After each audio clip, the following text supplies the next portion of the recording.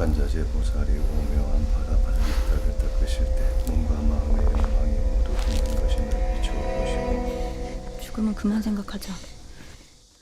움직이만 생각하자. 온갖 괴로움과 재앙이 바다를 건너셨느니라. 내 심장이 뛰고 있다. 이게 움직임이야.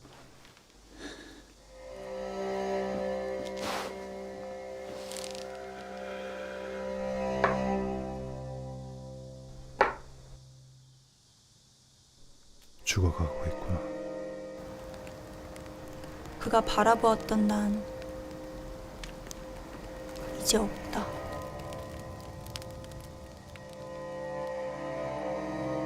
무겁다. 이런 방식도 가벼워지고 싶다.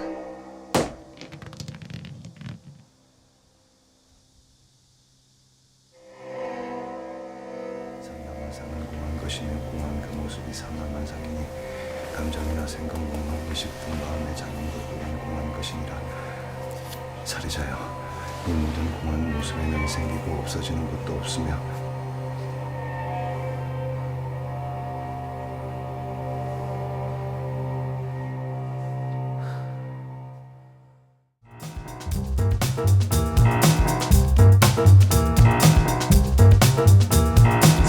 벗어날 탈에 대해서 한번 네네. 더 이야기를 해볼까요? 네네. 저는 그때 감독님 뵙고 나서 그 후에 개봉이 되었을 거예요. 그때 한번 찾아보고 최근에 인터뷰하기 위해서 한번 더 찾아봤어요. 근데 저한테는 되게 감독님이 가진 어떤 그런 스타일이라고 해야 되나요? 그게 좀 강렬하게 인상이 남았었어요. 다른 말로 좀 표현을 하면은 쉽게 찾아볼 수 없는 영화인 것 같았어요. 뭐 독립영화계든 뭐 네. 상업영화계든. 그래서 저한테는 되게 인상이 강인 했고 이 영화에 대해서 이야기를 나눌 시간이 있으면 좋겠다라고 생각이 들었습니다. 근데 너무 궁금했던 게 어떤 문제의식 혹은 왜 이 영화를 찍어야지 내 삶에서 이 벗어날 탈이 어떤 위치에 존재하지 이런 것들이 좀 궁금해요. 그 불교에 대한 관심이 많았죠. 많았어요. 약간 레오카라스처럼 네. 저도 사는 게 항상 어렵고 네. 잘 안 되고 그리고 초월적인 질문에 대해서 되게 관심이 많은 것 같아요. 네. 그래서 진짜 영목처럼 108배와 자산을 매일 하면서 산 적이 있거든요. 그게 뭐 시작이라고 이해할 수밖에 없겠죠. 그러다가 이제 불교에서 견성이라고 하는 어떤 아주 찰나적인 체험을 했었는데 네. 지금 생각해보면 그건 그냥 하나의 느낌일 뿐이고 아무것도 아닌데 네. 그게 그때 뭐라고 해야 되나 지금까지 생각했던 모든 생각을 한번 뒤집어 놓는 경험이었거든요. 네. 그래서 저는 불교의 핵심은 분별심, 분별하는 마음을 없애는 거라고 생각해요. 그게 없으면 그냥 그 자리에 깨달음이 있다라고 생각하는데 그런 상태를 찰나적으로 느낀 건데 그게 너무 강렬했어요. 근데 이걸 어떻게 내가 영어로 표현할 수가 있지? 이 불가능한 화두처럼 느껴지는 거예요. 네. 그래서 이걸 영화를 너무 찍고 싶다. 그래서 이런 걸 찍은 영화가 있나? 찾아봤는데 없어요. 네. 이거 왜 영화로는 표현이 안 되지? 그게 화두였어요. 오랫동안. 이걸 표현하고 싶다. 근데 시각화가 불가능한 건가? 불가능하죠. 근데 이걸 하고 네. 싶다는 게 이제 네. 화두였어요.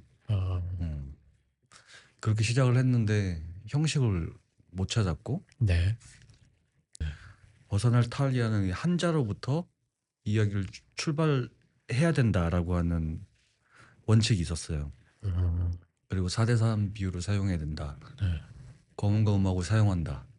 이 정도의 원칙이 있었고 그리고 난 다음에 내가 이 불교의 깨달음에 대한 이야기를 하고 싶은데 이 이야기를 어디서 찾지? 그래서 일단 캐스팅부터 했어요. 캐스팅을 하고 한 사람 한 사람 만나면서 이야기를 계속 찾아나가는 과정을 거쳤어요. 그래서 그 영화 속에 나오는 아이디어의 대부분들은 원래 있었던 아이디어가 아니라 만남 때문에 이루어진 아이디어들이에요. 아, 예를 들면 위지연 배우가 깐느에 가서 사진을 찍은 사진이 해변의 사나이라고 하는 이야기 속으로 재해석됐고, 송영훈 배우 그 검은 옷을 입고 이렇게 춤추는 네. 스피드 댄스를 추는 그분은 우연히 만났는데 전신 화상을 입었어요. 진짜로 실제로 죽다가 살아나는 경험이 있어서 그분 만나서 얘기 듣다가 그 캐릭터가 영화 속으로 들어왔고, 이런 식으로 그 당시에 제가 만났던 사람들과의 어떤 만남에서 파생된 것들이 이야기 속으로 다 들어왔다고 볼 수 있어요. 손성경 작가도 그때 만났던 네. 사람이었고, 애니메이션 작가 네. 그분 이야기 중에 되게 인상적이었던 게, 원래는 동양화를 전공을 했었는데 어느 순간 이 먹이 가지고 있는 무거움이 너무 질리더래요. 네. 그래서 한없이 가벼워지고 싶다. 아, 이 매체 한없이 가벼운 매체를 다루고 싶다. 이런 생각을 해서 이제 농담조차 없는 어떤 픽셀로 된 네. 그 애니메이션 작업을 하기 시작했거든요. 그래서 이런 작업의 변화가 너무 재밌는 거예요. 그래서 그게 그대로 지휘의 서사로 들어간 거죠. 아, 그런 식으로 이야기를 찾아나간 과정. 실제 영화에서 어떤 깨달음을 향해 나가는 과정, 그리고 사람과 사람의 어떤 만남을 통해서 맞아요. 이게 이어짐이 맞아요. 어떤 영화의 제작 방식과도 맞닿아 있네요. 네. 맞아요. 결국은 제가 했던 것도 영목과 지우가 서로를 찾아 헤맸던 방식이랑 네. 유사했다는 생각이 아, 드네요. 결과적으로는. 네. 그래서 되게 다양한 만남들이 있었어요. 네. 그리고 오늘 얘기하다가 저도 깨달았는데 네. 진짜로 제가 각 영화마다 만드는 방식이 다 달랐던 네. 것 같네요. 네. 그리고 정말로 이런 영화는 이렇게 만들어야지 만든 방식이야라는 게 영화마다 달랐던 것 같다는 생각이 드는 게 되게 신기하네요. 네, 저도 너무 약간 신기하고 있어요. 네. 약간 다 완전히 약간 일체화되어 있는 영화와 영화 제작 방식과 나와 이 그쵸. 모든 것들이 모든 것들이 일체화되는 방식, 어, 내용과 형식뿐만 아니라 뿐만 아니라 네. 우와 좋다. 어, 근데 영화마다의 어떤 영화의 내용을 중심 내용을 가지고 영화를 제작하는 방식까지 이렇게 한다는 거 자체가 저도 많이 배울 부분이 있는 것 같고, 네. 저도 그렇게 작업을 하는 게 내가 만든 이 영화에 대한 A이고 함께하는 사람들에 대한 어떤 당연한 A들인 것 같아요. 아, 제가 영화를 보다가 그 불일부이라는 개념이 되게 저는 좋게 다가왔어요. 그러니까 하나가 아니고 둘도 아닌 것. 그거는 이제 나와 타자의 문제로 연결이 되는 것 같은데요. 나는 타자가 없을 때 나 혼자로선 존재할 수 없는 것 같이 전 좀 느껴져서 그렇죠. 이런 개념으로 제가 받아들여도 괜찮을까요? 네네. 저는 그게 이제 불교의 핵심인 것 같고,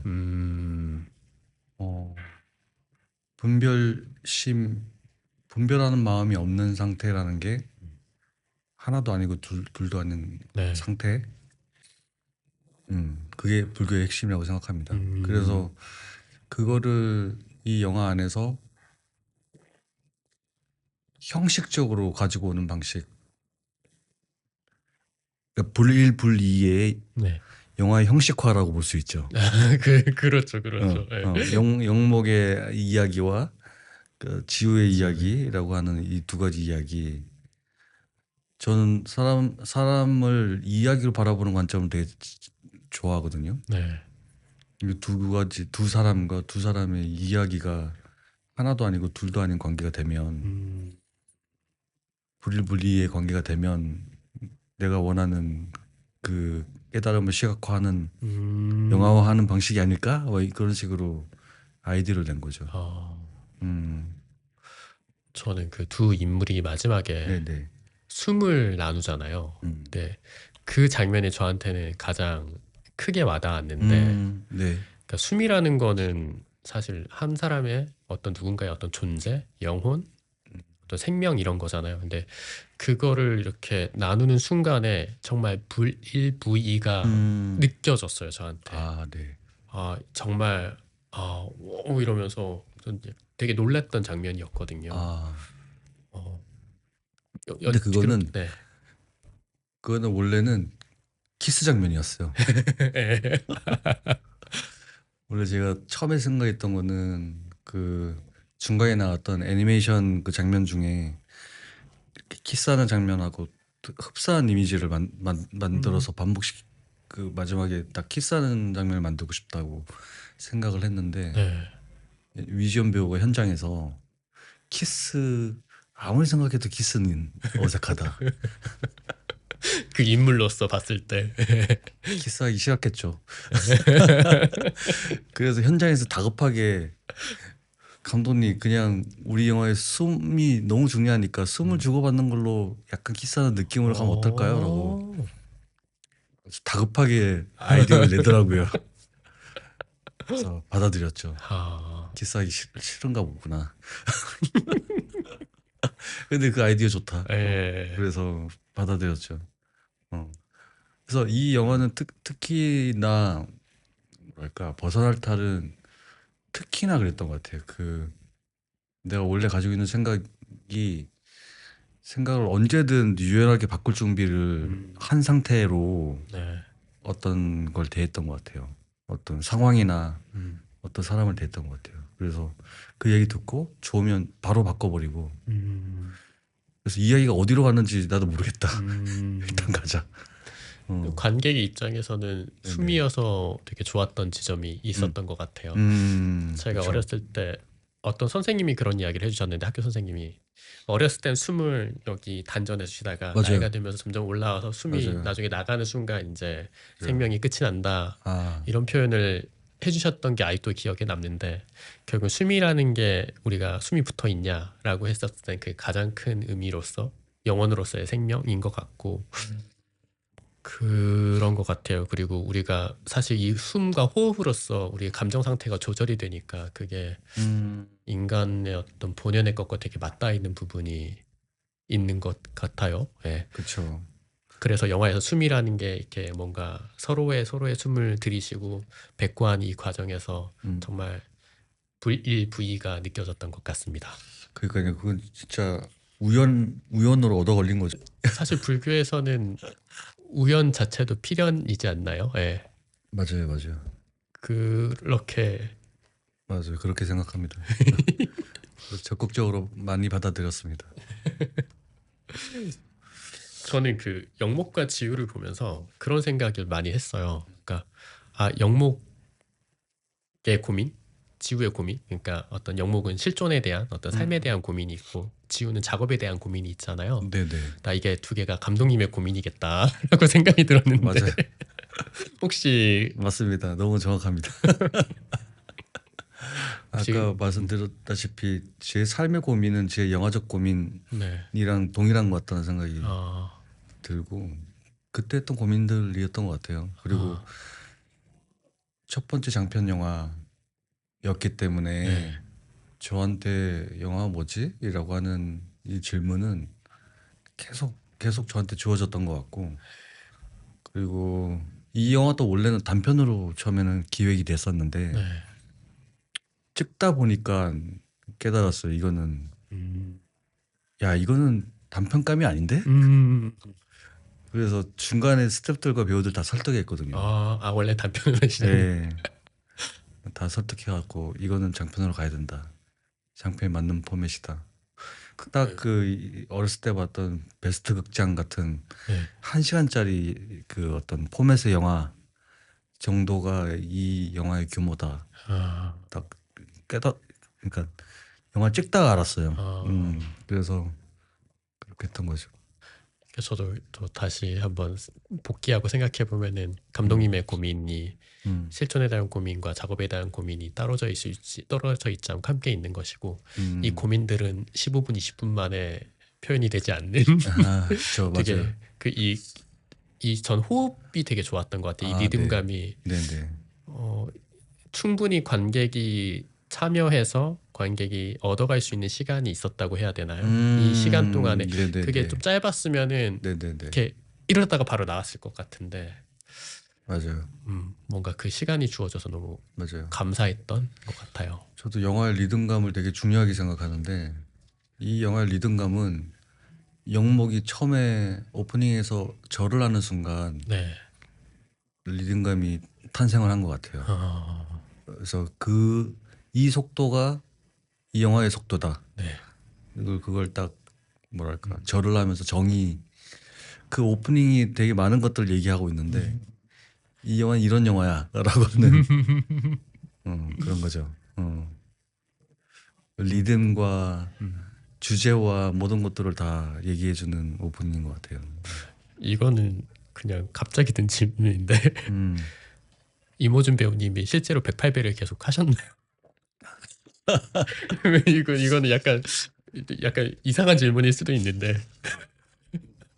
임효준 배우가 정말 중요하게 생각하는 게 경제성이거든요. 네. 최대한 경제적으로 연기하려고 하는 배우이기 때문에 굉장히 힘들어 보이셨거든요. 화면에서. 그러니까 정말 사기를 잘 치는 거죠. 진짜 진정한 배우인 거죠. 아, 네, 재밌네요. 제가 108배 연습을 안 하길래 네. 연습 좀 하라고 네. 계속 쿠사리를 많이 줬거든요. 아, 위전 배우를 봐라. 이렇게 자세가 예쁘고 108배를 잘하지 않냐. 그랬는데도 자기 태도를 고집하더라고요. 그래서 현장에서 증명을 하니까 받아들였죠. 그것도. 아 이렇게 연기도 약간 메소드만 있는 줄 알았더니 야 이 연기는 기본적으로 사기치는 거구나. 이모전 배우 때문에 알게 됐죠. 저 근데 갑자기 또 영화 보다가 든 생각인데 네. 이게 옳은 리액션인지 모르겠어요. 보다 이모준 배우님이 연기하시는데 제가 웃었거든요. 아 네네. 되게 진지한 장면이었는데 전 또 모르게 뭔가 이모준 배우님이 가지고 있는 희극성이 있죠. 뭔가 특유한 캐릭터가 딱 느껴져서 맞아요. 이거 되게 좋은데 웃긴데 이렇게 맞아요. 갔었어요. 그래서 네네. 너무 이게 심각하게 파고들다가 한 지점이 딱 있었는데 이러면서 약간 좀 물러다 다시 들어가고 약간 이런 지점이 있었어요. 그거는 처음부터 노렸습니다. 아 그래요? 그 맞죠 맞죠. 네, 저는 처음부터 노렸습니다. 왜냐면 이 영화가 너무 심각해질 것 같다는 생각이 처음부터 들어가지고. 근데 그거는 그 희극성은 주연 배우가 이모준으로 정해지는 순간 결정된 거죠. 원래 그 사람이 가지고 있는 희극성이 있으니까 이걸 최대한 이용해야겠다는 생각을 처음부터 했던 거죠. 그러면 그래서 엄청 인간적으로 느껴지잖아요. 네. 맞아요. 그런 줄타기를 되게 잘하시는 배우이기도 하고 이용을 한 다행히 거죠. 신뢰되지 않는 방향으로 본 게 제가 맞네요. 혹시나 말하면서 걱정이 좀 약간 됐었는데 저는 볼 때마다 너무 웃어요. 저는 아마 이모준 배우님도 보시면서 많이 웃으실 것 네네네. 같은데요. 아까 영목과 지우 이야기를 계속 해보면은 물론 아까 저희가 많은 이야기를 나누었는데 이렇게 경계가 슬슬 허물어지고 뭔가 이렇게 서로가 서로를 어느 순간부터 느끼기 시작하고 이런 것들이 저는 되게 좋았었어요. 그럼 감독님이 영화를 다시 보시잖아요. 네. 그랬을 때 드는 어떤 감각들이 있을까요? 어떤 생각 말고 이런 감각이 뭔가 탁 깨어났다 이런. 저는 글쎄요. 저는 제 영화 보는 걸 좋아해요. 벗어날 타는 볼 때마다 되게 재밌다는 생각을 하고 그런 배우들이 만들어내는 리듬감이 너무 좋고 무엇보다 음악을 너무 좋아해서 검은고 음악을 소리. 너무 좋아해서 저는 글쎄요. 볼 때마다 좋아해요. 저 검은고 소리 나와서 네네. 저도 궁금했던 게 네네. 음악 작업이 어떻게 하셨는지도 너무 궁금했어요. 그게 검은고라는 그 악기가 주는 그 울림이 엄청 크죠. 엄청 있더라고요. 네, 저도 맞아요. 그만큼 검은고를 집중해서 들을 일이 없는데 이렇게 봤어요. 바구제라는 검은고 연주자가 원래 검은고는 뜨는 악기거든요. 네. 술대로 뜨는 악기인데 그걸 현으로 연주하는 방법을 처음으로 개발한 사람이에요. 네. 그래서 그 이후로 이제 현으로 연주하는 연주자들이 조금씩 다 나타났는데 원조거든요. 처음 만든 사람이거든요. 우와. 근데 그 현이 가지고 있는 울림이 너무 놀라워서 저 현을 너무 내 영화에 쓰고 싶다. 도움을 받고 싶다라는 생각도 했었고 네. 어떤 식으로 얘기를 했냐면 검은고가 기본적으로 나무잖아요. 네. 나무. 그리고 영목도 그림자 영의 나무 영자거든요. 그림자 없는 나무. 거기서 가지고 온 거고 이 영화의 나무가 되게 중요하고 우지한테 얘기했던 게 나는 검은고가 낼 수 있는 모든 소리를 채집하고 싶다. 그래서 소리를 다 채집을 해서 이 영화는 그 각각의 소리의 요소들이 처음에는 어떻게 보면 효과음처럼 혹은 영목의 어떤 내면 상태를 반영하듯이 소리가 조금씩 나오다가 영화의 마지막 즈음에 이르렀을 때는 종합되었으면 좋겠다. 하나의 어떤 선율을 가진 멜로디로 마지막에 지금까지 봐왔던 이 모든 소리의 요소들이 하나로 종합되는 느낌을 줬으면 좋겠다. 네. 근데 이거는 이제 해변의 사나이라고 하는 이 사진도 처음에 그 조각조각 블로우업된 이렇게 사진에 확대된 이미지들이 조각조각 보여지다가 네. 맨 마지막에 통합된 이미지로 한 번 나오잖아요. 네네네. 그것과 흡사한 거죠. 그래서 저는 이 영화가 전체적으로 거대한 모자이크다라고 생각을 하는데 이 모자이크가 마지막에는 어떤 식으로든 통합을 이루었으면 좋겠다. 네. 근데 사실 불일불리는 통합되면 안 되거든요. 그건 하나가 되는 거기 때문에 네. 통합이 되면서 안 된 상태여야 되는데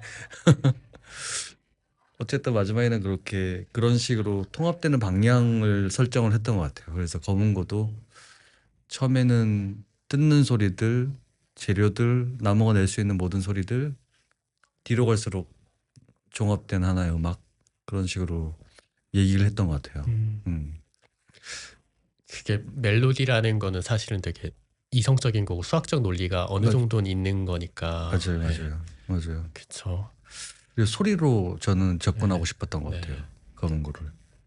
근데 뭐 이게 좀 다른 말을 좀 덧붙이면은 그 아폴론적인 것과 디오니소스적인 걸로 많이 나눠서 이야기하잖아요. 네네네. 이성과 어떤 감성의 네네네. 영역을. 근데 결국엔 합해졌을 때 그게 이성인 것처럼 보이지만 사실은 더 멀리 보면 이게 되게 디오니소스적으로 합해져 있는 되게 그런 영역이지 않을까라는. 맞아요. 그 얘기도 네. 너무 비유를 잘 하신 것 같은데 네. 저는 벗어날 탈은 아폴론과 디오니소스가 불일분리의 관계에 있는 영화다라고 얘기할 수 있을 것 같아요.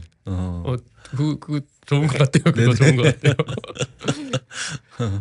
저도 예전에 이제 뭐 작품을 네. 보거나 이러면은 이제 니체 초기 니체도 되게 좋아했어서 그렇게 나누어서도 많이 이야기를 했고 이랬거든요. 네네.